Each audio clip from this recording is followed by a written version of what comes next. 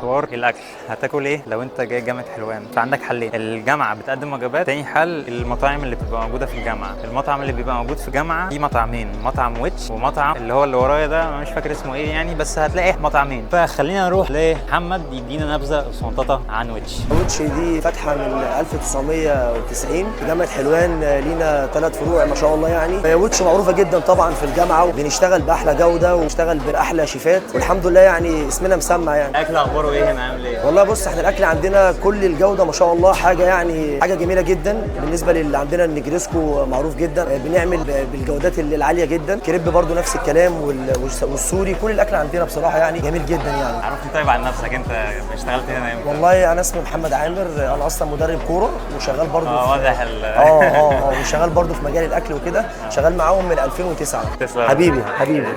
لو عايزين تيجوا تاكلوا في جامعه حلوان مفيش الا ويتش.